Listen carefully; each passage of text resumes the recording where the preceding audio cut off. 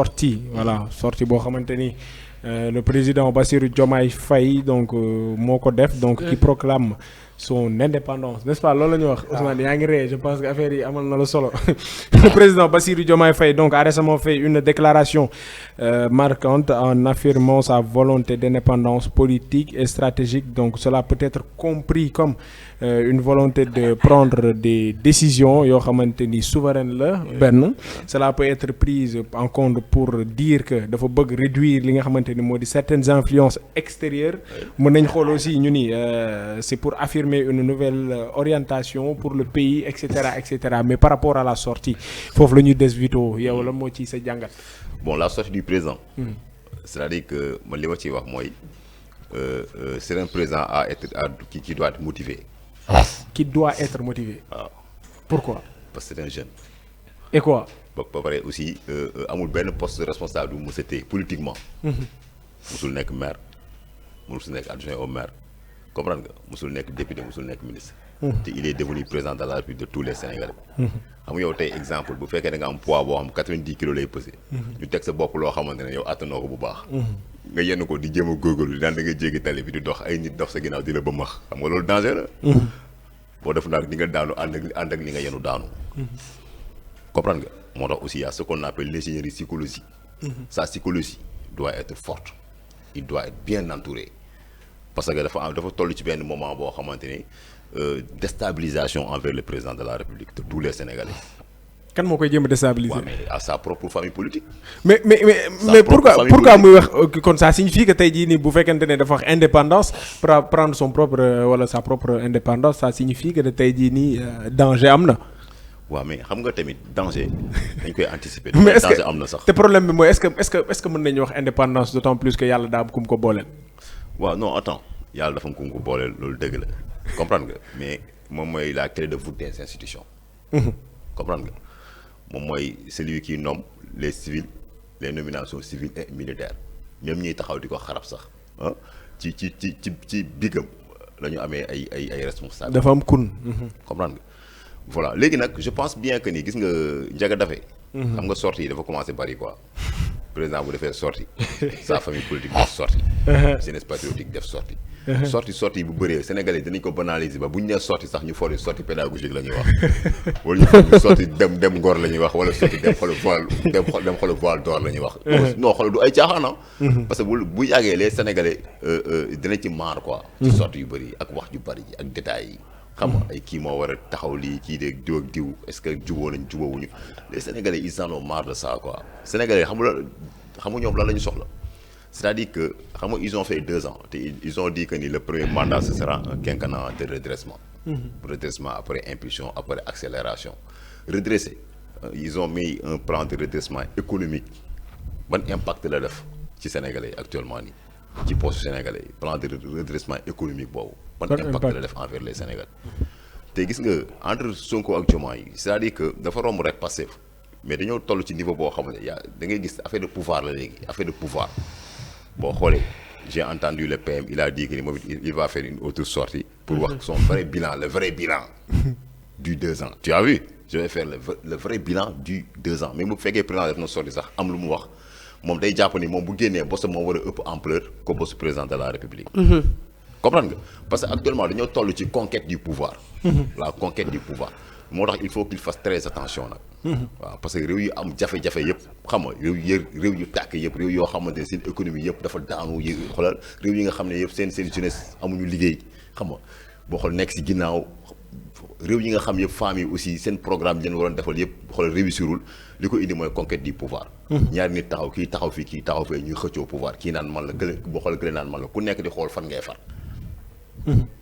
c'est-à-dire que ñoom xam nga tey am nañ comportement boo xam dañ ko am envers le président de la République dama ne opposition bi moo ko war a am ak président ñu gën a taxaw di jëlal par président de la République.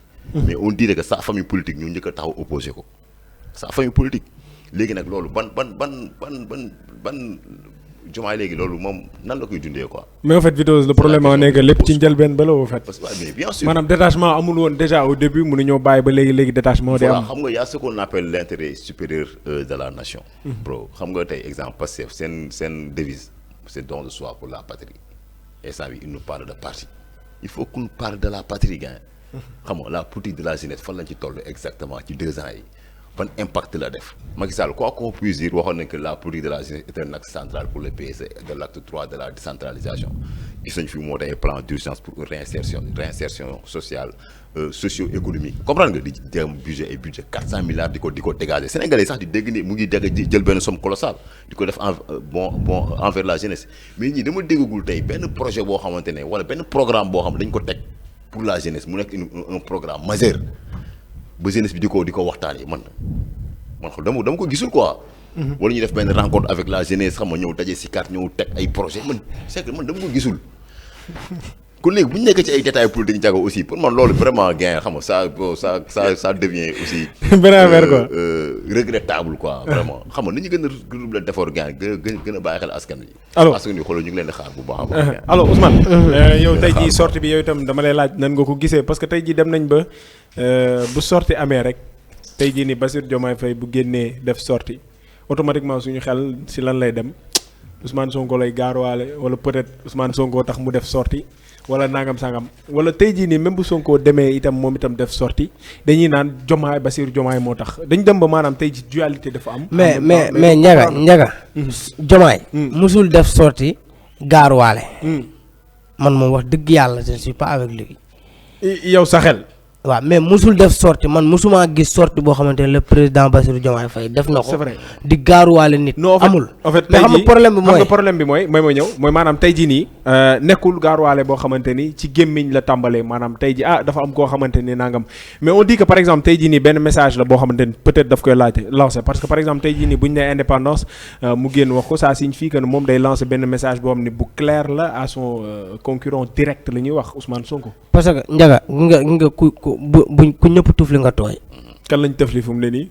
non dafa nànk rek damay ñëw damaa bëgg a wax loo mais dinaa wax. gis nga le président de la République Bassirou Diomaye Faye. c'est le président de tous les Sénégalais. c'est vrai. il n'est pas seulement le président de parti Diomaye président xaw ma lan.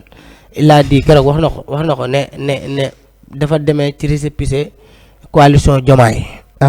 mais peut-être waa Pastef ñoom ñoo ko joxoñ pour mu nekk le président c'est vrai man maa ngi soo ko gis ci réew président ak premier ministre ñu am dualité président ak premier ministre fi réew mi toll nit ñi di xaar li nga xamante ni tey moom mooy ñu defar tey ñu nekk ci li nga xamante ni moom mooy ay dualité élection 2029 attention nañ xaar gi nga tey wax naa ko la fois passée dama koy waxaat mooy réew mi bu yàqoo wala réew mi bu développé wul du président de la République de Bassirou Diomaye Faye kese mais c'est le premier ministre Ousmane Sonko parce que il est le chef du gouvernement tey moom moo war a am benn taxawaay boo xamante ni tey peut-être moom sax lañ koy gën a xaar taxawaay boobu le président de la République keroog wax na peut-être le journaliste bëggoon na ko waxloo mu ne moom bu fekkee dafa am premier ministre bi lu mu def gisagu ko tant que mu ngi nekk premier ministre jàpp na ni am na confiance ci moom mais bu demee ba xam ne amatul confiance ci moom da koy dindi. andi keneen mu nekk premier ministre. Ousmane dama la bëgg laaj pourquoi tey jii nii son excellence génn di wax naan dafa bëgg indépendance politique am pourquoi. mais parce que wax ji moo bari Ndiaga. mais yow tey jii lan ngay déggee à travers indépendance politique. indépendance politique mooy dañ ko bàyyi mu doxal. saa yi loolu mënuñoo xëy benn mënuñoo. kon loolu sénégalais yi la koy wax wala Ousmane Sonko la koy wax. ñëpp la koy wax ñëpp mais surtout ñi nga xamante ne tey ñoom ñoo nekk ci gouvernement bi.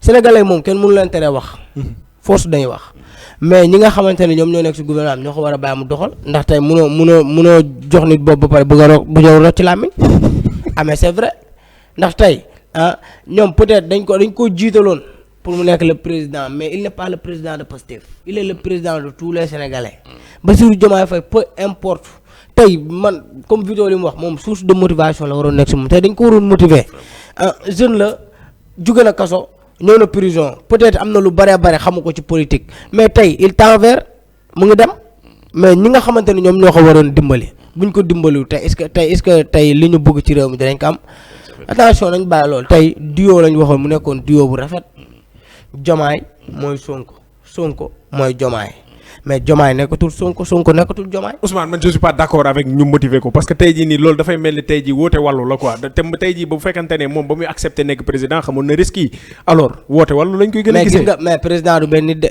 waaw dëgg la waaye nag. président moom mbubu président la sol mais il n'est pas le président en tant que tel ndax du benn nit moom mën a diriger réew.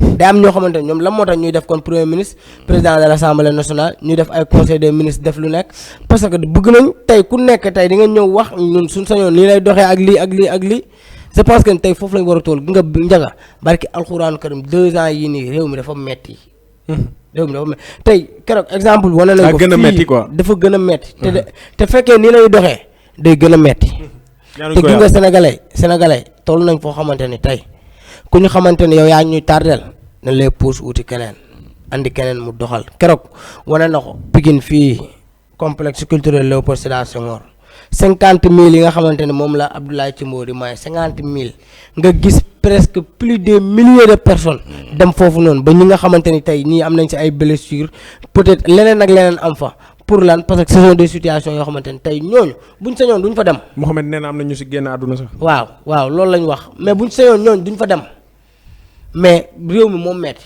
te dafa tollu foofu li nga tey nan baawaat xel sénégalais tey ñoom buñ xool li nga xamante ni moo leen di arranger ñoom xam nañ ni tey Ousmane Sonko am na fu mu toll. président Bassirou Diomaye Faye am na fu mu toll Ousmane Sonko ni ko sénégalais wóoloo ba ne ko lii nga ñuy defal moom tamit na wóoloo noonu Diomaye Faye xam ne Diomaye Faye mii c'est le dirigeant te Diomaye Faye nii c'est le président potentiel de ce pays ndax waxoon nañ ne ñu ngi soog am président boo xamante ni jeune la te tey peut-être moom xam na li nga xamante ni moom la jeunes yi di dund si biir pays bi nañ ko bàyyi mu doxal te bu doxalee incha allah man je sais buñ ko bàyyi ak xelam ñi nga xamante ni ñoom ñoo ko war a jàppale te ko ci code jàppale ko. man je sais que ni moom mën na yóbbu réew mi foo xamante ni tey c'est beaucoup plus loin. jaajëf Seydina Ousmane alors loolu moo nekkoon suñu sujet yi nga xamante ni moom la ñu teg suñu kaw table tey faram fàcce ko suñu plateau seen émission matinale de la jeunesse donc terminus